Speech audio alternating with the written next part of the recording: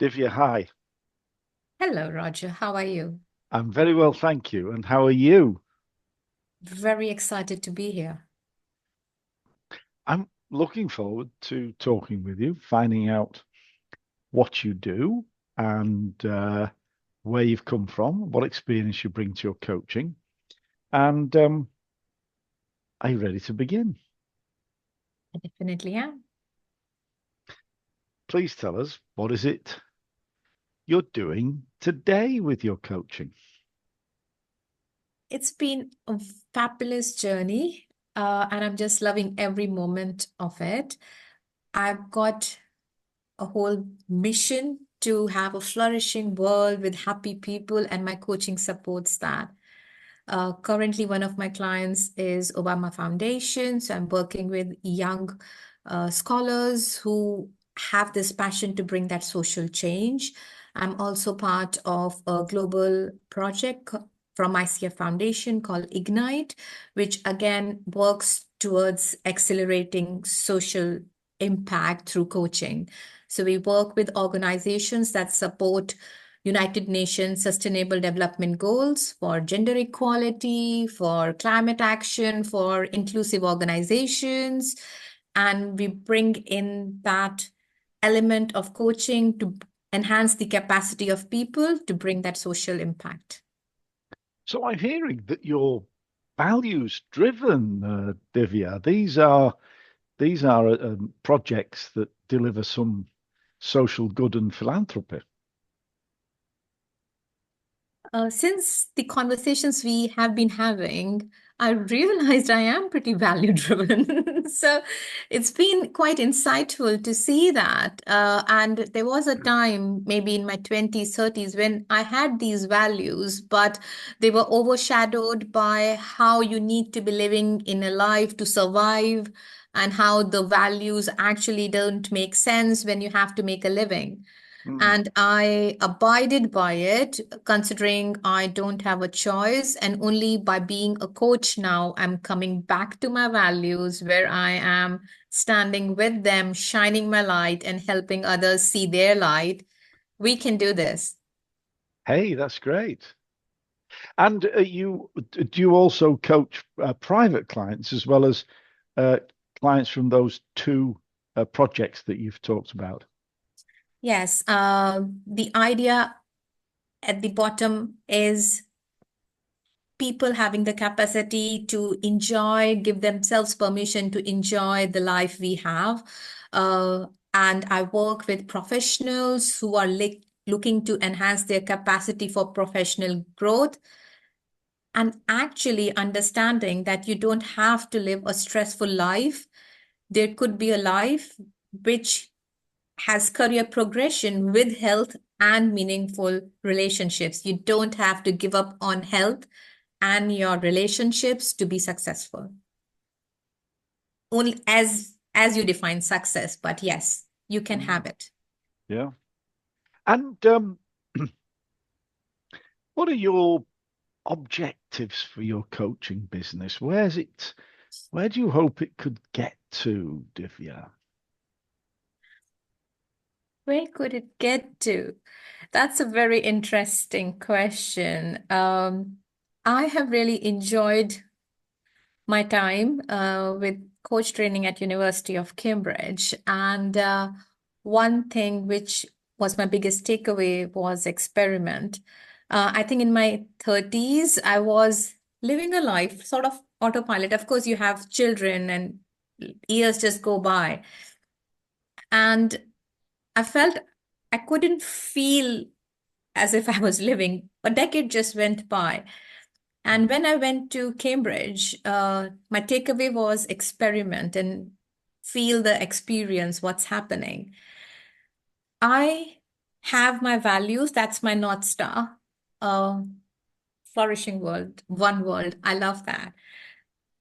And having that as a North Star, I am driven towards opportunities that just keep coming up. When you know your direction, you will see opportunities.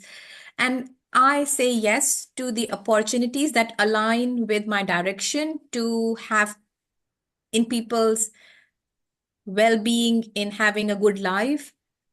And that's how I think it's organically developing my career and my coaching business. So somebody said, but I don't have the expertise in this. I think when you have the passion, you develop your expertise. Um, and it's a beautiful way where you'll find the flow in your life. And that's happening for me. Mm. Well, I want to go back to India where it all started for you, but let's just be a little more recent first. Your coaching career started with a course at Warwick, followed by the course at Cambridge. So maybe tell us how you first of all came to coaching as something you'd like to pursue professionally. Yes, it's a beautiful story if I was hearing from someone. Uh, I I grew up in India. So the idea is I have a family, I have a husband, I have children, and I found my partner when I was studying for MBA 26 years back. But the way things were, I now see I went into the wife mode where I limited the choices I have. I thought culturally, this is what I need to be doing, how things should be. I think when the kids went to secondary school and I had more time and I started thinking, this is the second phase of my life. What do I want my life to look like at the end of my life? What would I like to be?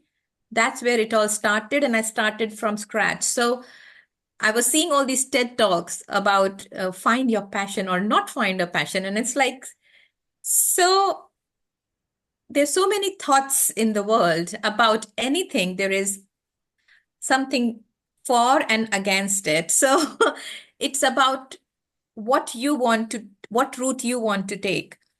And I was trying to find the goal of my life. What would I like to be? Who would I want to be?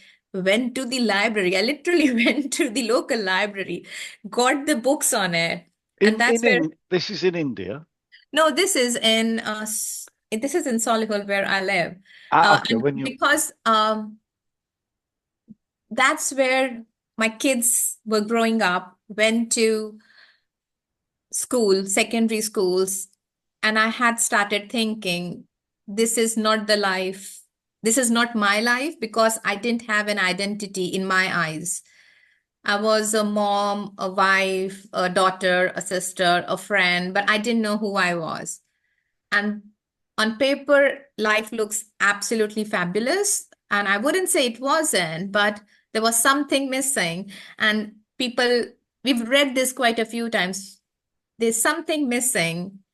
I don't know exactly what, but I think it's my identity. And mm. it was my time to reconnect with myself, and I had no idea how to do it.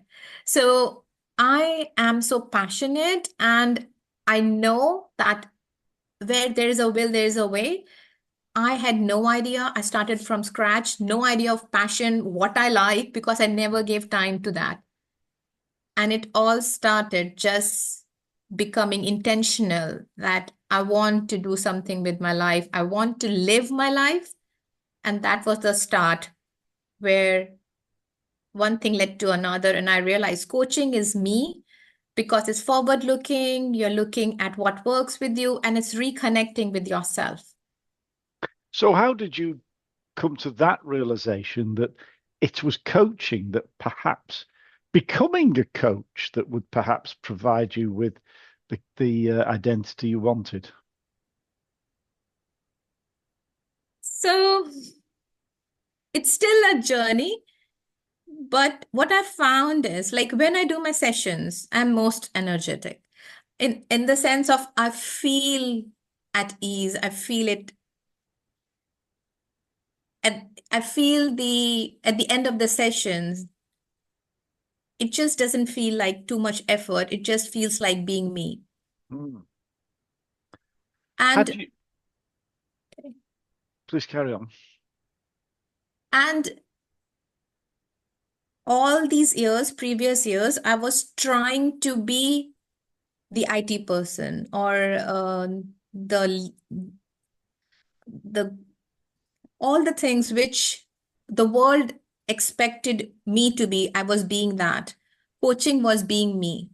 I am quite. I'm a big fan of people of life, and it was quite looked down upon by some family friends in my circles that this is all in the air and that's not real. And to be in the real world, you don't have to be like that. Coaching gave me the space to live my life as I am. Do you recall your first encounter with the word or the activity or the possibility of coaching? Many people have not come across it, but yet may be feeling how you were feeling. So, what brought you to coaching in the very, very first place?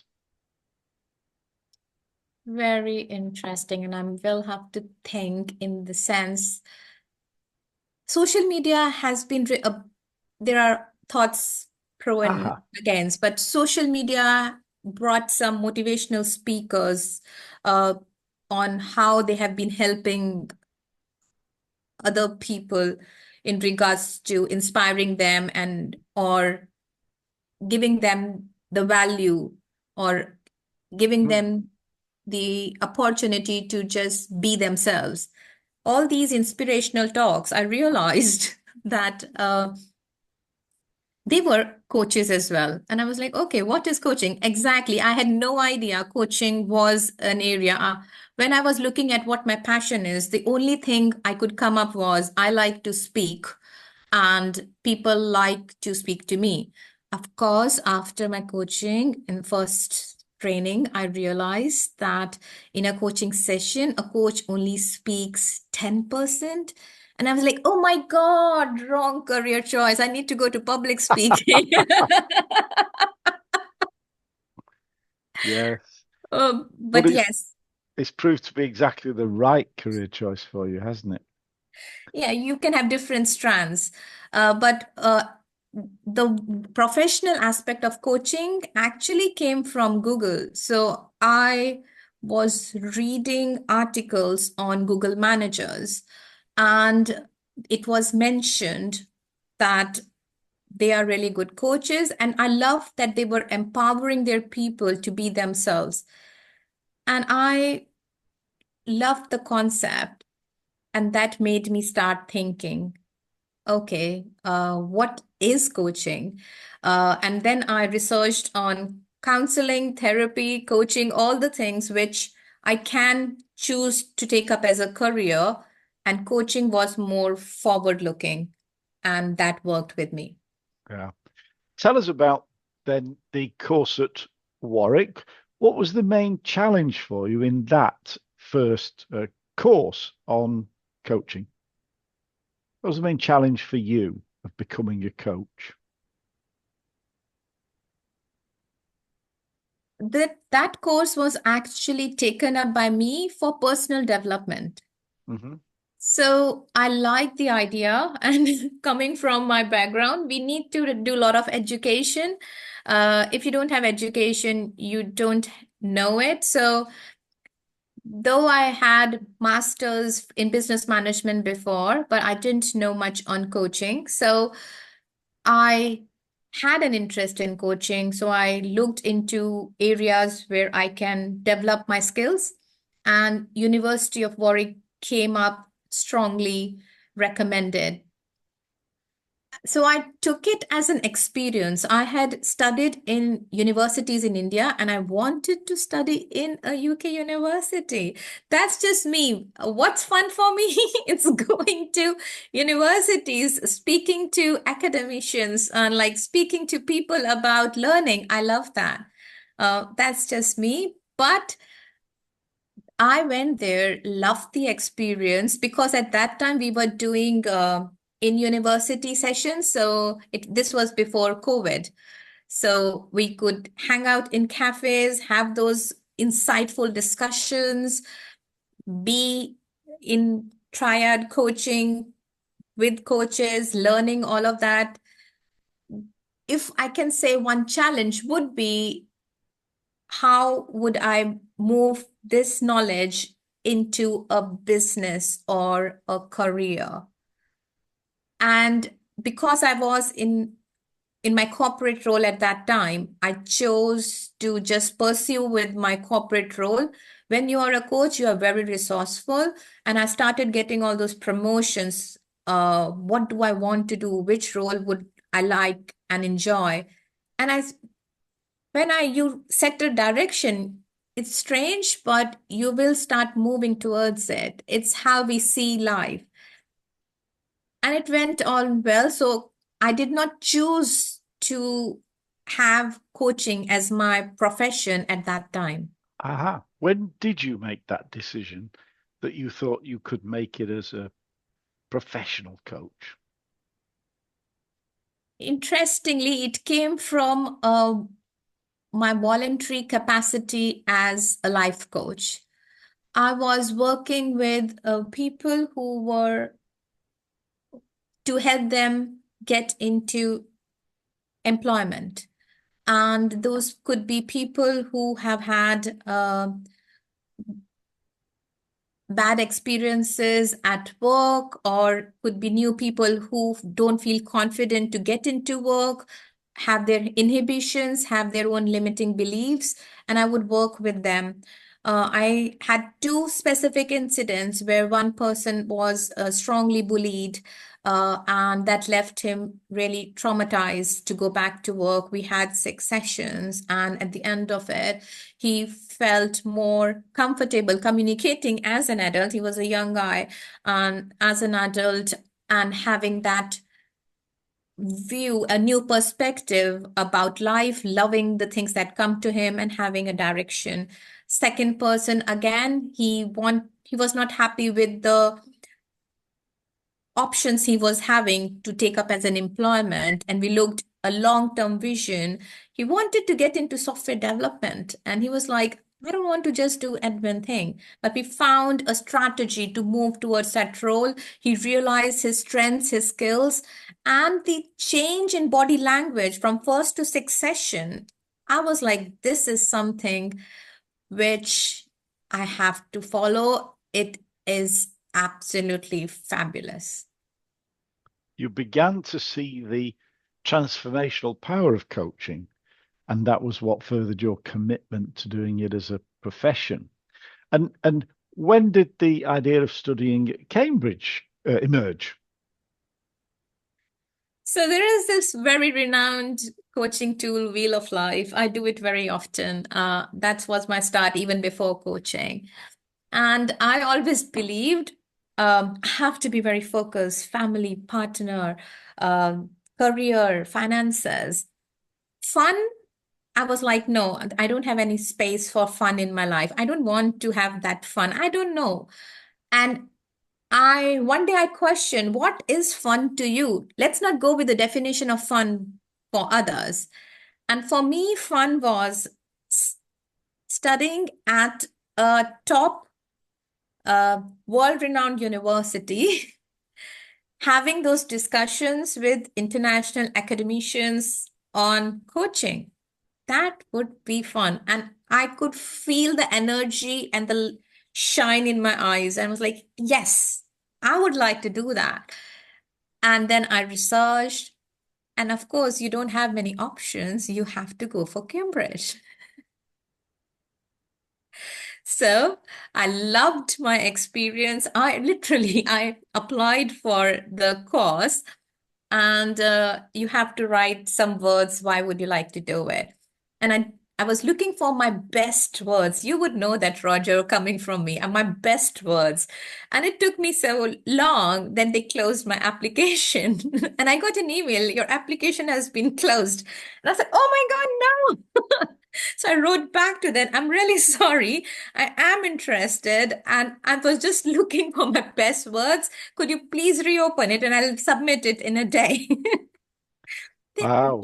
they listened to me, thank God. And I submitted by the end of that week. And yes, I still remember that's one of my special moments when I went to Medingley Hall where it was held, and there's this big, huge black gate in front of that magnificent building. And I was there, and I can still have the goosebumps that I am here. I didn't plan it that way, but I'm loving it. Fabulous. And what coaching approach or style do you now have, if you're able to describe it to us briefly? We had a very interesting discussion just yesterday on unconditional positive regard. And what it can bring to a session is unbelievable. And we all know about it's person-centered coaching. You're looking at the unique skills every person has. While this is theory, I couldn't see how it works in practice until I started using it for myself. So, a person who comes to a session, he has his strengths, he has his limitations, and we try to cover the things that are not working for us, the anxieties, the fears, overwhelm. My coaching approach works at the on a holistic level. So we need to understand the message, the, as they say, negative emotions or the emotions that are draining you are sending to you. Get that message, understand, maybe you care for something, maybe you are passionate about something. Having that ability to understand you as a whole person and loving where they are coming from sets you on a platform to take on from there. So my approach is holistic growth, loving every aspect of the person you are. Thank you. And before we address who do you coach and how can they get in touch with you and so on, fill in a bit of detail for us. You were born in India. Take us back to India. Give us an idea of where you've come from and who you are. And if we approach you for coaching, how would you introduce Divya Shah? So take us back to your childhood, perhaps, please. I see that I have quite a few strengths. So I come from a family of a very, like in India, we have quite a few stable marriages. We've got three sisters. My father was in a government job where we were moving from one city to another every 3 years. So when I moved to UK, it was quite comfortable in that sense because I was used to relocating from place to place. Mhm. Um, my dad, he at that when he was younger, they didn't have the limits on you have to be this age to be in this year. So he literally completed double masters at the age of 18. And so he was like MSc maths and physics, and he became a professor. And he had students who were older than him, and he wasn't too tall. So it would be difficult to spot him. So the focus on education was very high in the family. So from where I come, having a postgraduate is normal. Everybody has a postgraduate. And while there was no pressure as such, but I realized we always grew up that you are supposed to be in the first five of the class. So top five students, you are part of that. So I was academically very strong from the very beginning. And maybe that's how I grew up. Mm. So while I did my bachelor's in science, I didn't want to do more of theoretical education doing my master's. So I went for post-graduation in business management. because I just love the whole aspect of business. And now I see maybe I had this when I was younger in my 20s, that I like the business, the freedom, the individuality that comes with it. Mm. So, and when I first started my job in international finance, and that's where I think the roots of the work I do comes from. So I was a management trainee who was in job from 9 a.m. to 9 p.m. Wow. And when I used to come back home, I was like just gone. I would lie on the sofa and just wouldn't move. And I was in my mid 20s, early 20s, and I knew I wanted to have more fun. I had the partner of my life from my master's, like postgraduate. So we were colleagues in my MBA. So I had no time to give to anyone. And I said, this is not the life I want. And I think from time to time, I've refused to accept that this is normal. And I have gone with what do I want in that situation and gone ahead with that. So I left the corporate role, got married, and then I set up my own business as a website designer. So I had a business. This is my second business to say of that. But I had a business in my 20s for a Yeah. couple of years, and then I had my first baby.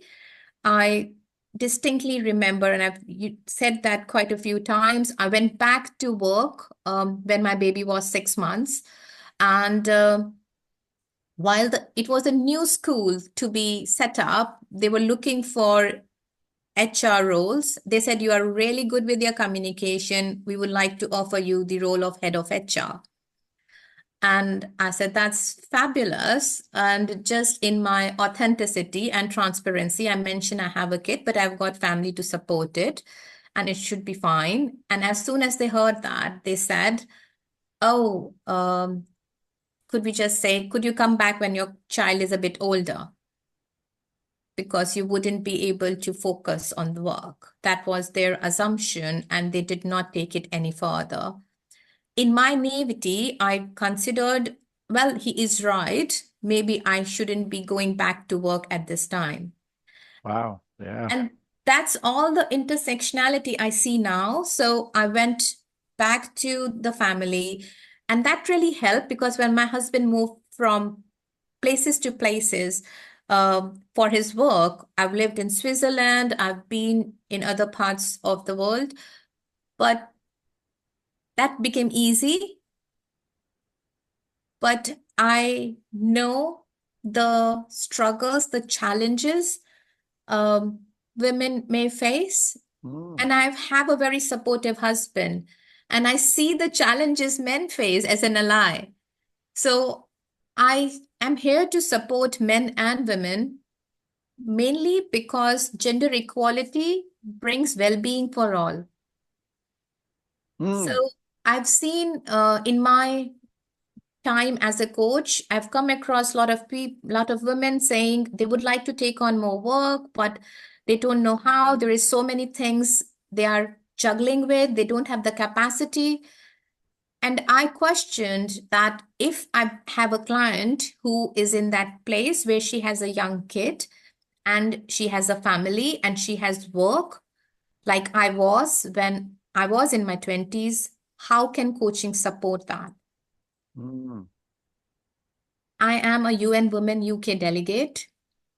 I am passionate about gender equality, women empowerment, and allyship with men and having that inclusive work culture.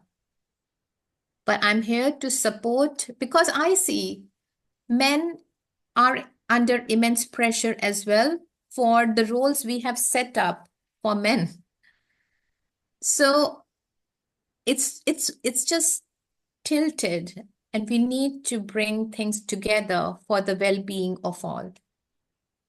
Wow. What a story. What a life. A lot of change and a lot of moments where you have asked yourself, who are you and who do I want to be? And you've set about proactively to find yourself or reinvent yourself, and a perfect partner to anybody in similar situations with similar feelings or similar challenges. Thank you. Yes. I see uh, a coaching conversation, like with the development of AI, you would say, oh, but there are some specific questions. What a coach brings to a session is their presence, their experience, their totality, and that helps the client bring their totality. So the human element in a coaching session is so valuable. Absolutely. Couldn't agree more, Divya. So, um, is there anything further you'd like to add that we should know before before we finish? A couple of things which I have just launched a group coaching program, and it aligns with what I believe in or what my values are. It's about career progression, doesn't have to be with sacrificing on your health or your relationships. It can be with health and meaningful relationships. Aha, So build your capacity, and investing in professional development through coaching is an investment which will have a dominoes effect on your personal growth as well. So what we do in one aspect of our life, there is a pattern in other aspects of our life as well. mm, So if you haven't experienced coaching, go for it, experience it. There could be so much more that you can learn about yourself. Connect with yourself, find your own value. And when we see our own value, actually we start seeing value of everybody around us. So yeah. it just helps better teamwork, better growth for organizations and individuals. And you said there were two things. Is there something further? So the last thing before I say where people can connect with me, people sometimes, I had this realization actually just today. I felt there, or from time to time, that you have to have that stress element to actually prove to yourself that you are actually working. And that's just one perspective. It doesn't have to be like that. Be more open and curious to the other new perspectives. Speak to more people. It's beautiful. Divya, thank you. How can people best get hold of you?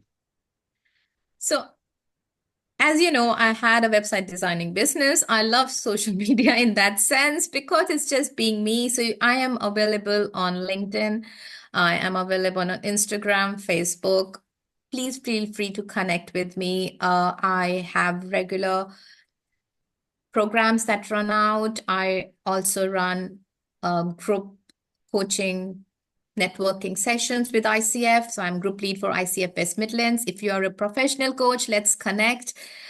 So drop me a message, and I would love to explore what we can do together, partner together to get where you want to be and be the person you want to be. That's a great place to close. Divya, thank you so much. And I hope everybody has enjoyed, as I have, talking with you and getting to know more about you. Divya Shah, thank you very much indeed. Thank you, Roger. It was fabulous to have this discussion. Thank you. Take care.